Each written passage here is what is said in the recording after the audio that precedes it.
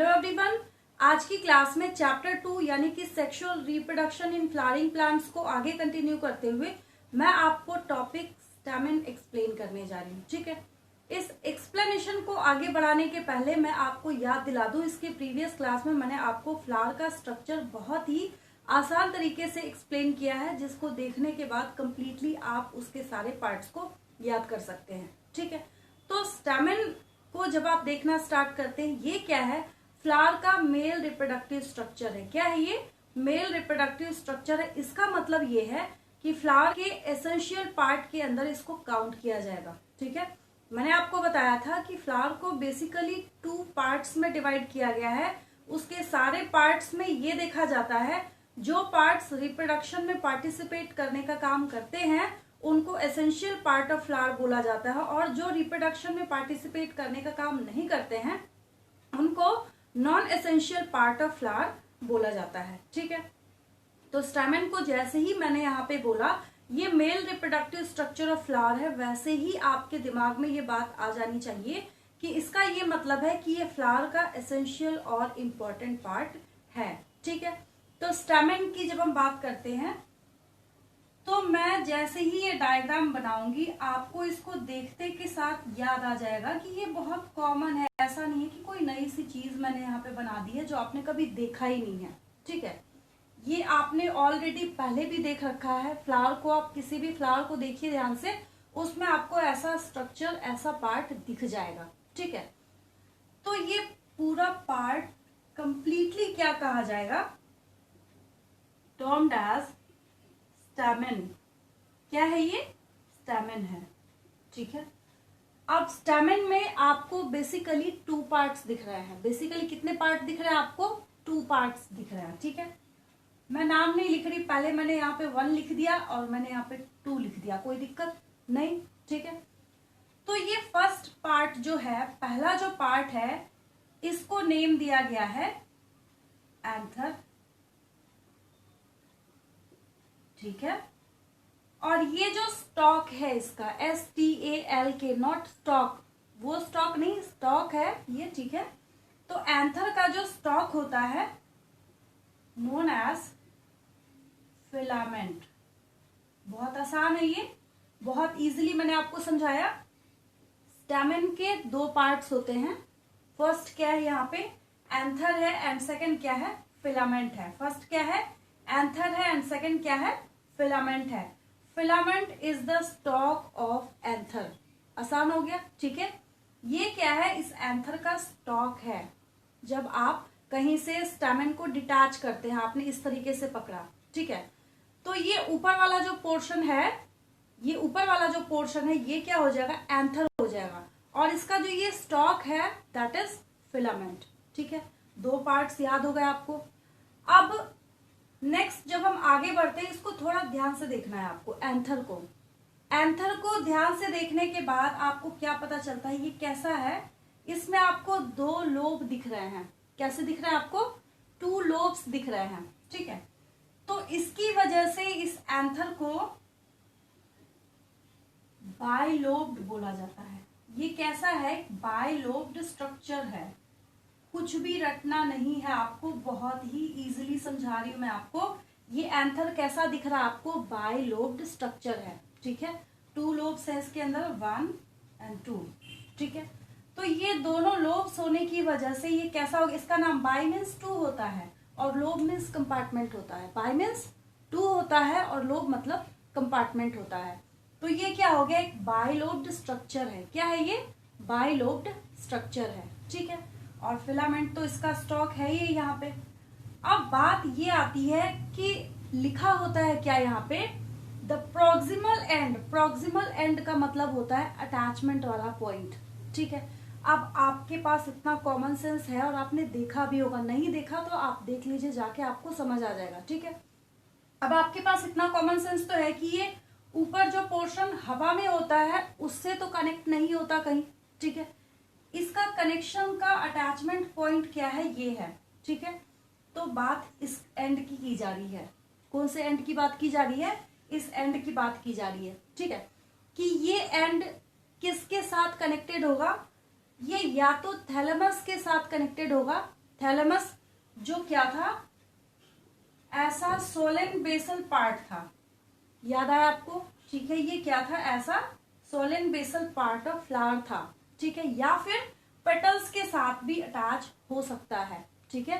तो इसके लिए ये पॉइंट है, the proximal end of the filament is attached to the thalamus और पेटल। आसान हो गया, ये रटना कुछ भी नहीं है, बार बार मैं आपको बोल रही हूँ, ठीक है। अब देन यहाँ पे क्या है, ये एक टिपिकल स्टैमेन का स्ट्रक्चर देखा आपने कि स्टैमेन ऐसा दिखता है, ठीक है।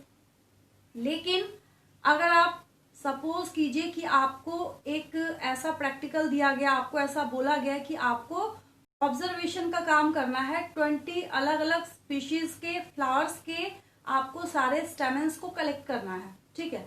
आपने सबको बारी बारी से कलेक्ट करके क्या किया, उसको माइक्रोस्कोप पे देखना स्टार्ट कर दिया, ठीक है। जो डिसेक्टिंग माइक्रोस्कोप है उसके ऊपर आपने देखना स्टार्ट कर दिया। तो ये जरूरी नहीं है कि सारे स्टेमेंस एक जैसे ही सिमिलर होंगे, ठीक है। किसी की लेंथ कम हो सकती है, किसी की लेंथ ज्यादा हो सकती है, ठीक है, थोड़ी बहुत उसमें वेरिएशंस हो सकती है, ठीक है। तो इसके लिए मैंने यहाँ पे ये पॉइंट लिखा है, the number and length of stamens. Number मतलब नंबर भी ऐसा नहीं कि सब में सेम होंगे, नंबर में भी वेरिएशंस आएंगे यहाँ पे, ठीक है। The number and length of stamens are variable in flowers of different species. आप जैसे जैसे अलग अलग स्पीशीज देखना स्टार्ट करेंगे, वहां पे क्या होगा, नंबर में भी वेरिएशन होगा और उसके लेंथ में भी वेरिएशन होगा। बात समझ आ रही है आपको, ठीक है। अब ये मैंने आपको ऑलरेडी अभी अभी समझाया है, यहाँ पे एंथर इज बाइलोब्ड, कुछ न्यू नहीं है इसमें। एंथर क्या है, बाइलोब्ड है, ठीक है। और हम यहाँ पे ये एंथर, फिलामेंट, स्टैमेन सब पढ़ना स्टार्ट कर रहे हैं। ये फ्लावर के पार्ट्स हैं, किसके पार्ट्स हैं, ये फ्लावर के पार्ट्स हैं, ठीक है। और फ्लावरिंग जो प्लांट्स होते हैं उनको क्या बोला जाता है, उनको एंजियोस्पर्म्स बोलते हैं। क्या बोलते हैं, उनको एंजियोस्पर्म्स बोलते हैं। तो ये देखिए यहाँ पे एंजियोस्पर्म लिखा हुआ है, आसान हो गया, ठीक है। देन अब दूसरी बात यहाँ पे क्या आती है कि the anther is a four sided tetragonal structure consisting of 4 microsporangia located at the corners, ठीक है। अब यहाँ पे बात क्या आती है, ऐसा तो कुछ अभी तक ना मैंने समझाया है आपको, ना आपको यहाँ पे इस डायग्राम में कहीं कुछ दिख रहा है, ठीक है। तो कंप्लीट माइक्रोस्पोरेंजियम सिंगुलर होता है, माइक्रोस्पोरेंजिया प्लूरल होता है, क्योंकि देखिए यहाँ पे 4 लिखा गया है।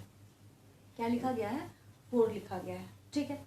तो ये कंप्लीट स्ट्रक्चर जब आप देखना स्टार्ट करेंगे तो उसको मैं नेक्स्ट क्लास में एक्सप्लेन करूंगी, बट ये पॉइंट अभी मैं आपको समझाती हूँ कि जो लिखा है मैंने यहाँ पे, ये टेट्रागोनल स्ट्रक्चर है। कैसा है ये, टेट्रागोनल स्ट्रक्चर है, ठीक है। ये समझना बहुत जरूरी है कि अभी अभी मैंने बोला कि ये बाइलोब्ड है, देन एक नई बात निकल के सामने आ रही है कि कैसा है, ये टेट्रागोनल है, ठीक है। तो आपको क्या करना है, इसका क्रॉस सेक्शन करना है। क्या करना है, इसका क्रॉस सेक्शन करना है या ट्रांसवर्स सेक्शन करना है, ठीक है। लॉन्गिट्यूडनल ऐसे हो जाता है, लॉन्गिट्यूडनल सेक्शन नहीं करना। कैसा करना है आपको, क्रॉस सेक्शन करना है यहाँ पे, ठीक है। तो इसको क्रॉस सेक्शन करने के बाद क्या होगा, आपको कुछ इस तरीके से स्ट्रक्चर दिखता है, ऐसा। कैसा स्ट्रक्चर दिखता है, ऐसा स्ट्रक्चर दिखता है, ठीक है। तो अब यहां पे देख लीजिए साइड कितने हैं, 1 2 3 एंड 4, ठीक है। अब 2 लोब्स हैं, वो लोब यहां भी हैं। वो लोब क्या है, अगर ये लेफ्ट साइड वाला एक लोब है और ये राइट साइड वाला दूसरा लोब है, राइट साइड वाला क्या है, दूसरा लोब है, ठीक है। तो लोब तो अभी भी 2 है, but each and every lobe के अंदर 2 माइक्रोस्पोरेंजिया है। कितने हैं, 2 माइक्रोस्पोरेंजिया है, ठीक है। तो बाकी के साइड में क्या है, यहाँ पे भी 2 ये अवेलेबल है। टोटल नंबर कितना हो गया, 4 हो गया, ठीक है। दोबारा से इस लाइन को रीड कीजिए, अब देखिए आपको क्या समझ आता है। The anther is a four sided, 1 2 3 and 4 हो गया 4-साइडेड, ठीक है। The anther is a four sided tetragonal, जो 4-साइडेड होता है उसके लिए टर्म क्या है, टेट्रागोनल, ठीक है। ये एक टेट्रागोनल स्ट्रक्चर है कंसिस्टिंग ऑफ 4 माइक्रोस्पोरेंजिया। अब यहाँ पे जो आपको ये दिख रहा है 1 2 एंड 4। ठीक है, ये क्या है? माइक्रोस्पोरेंजिया।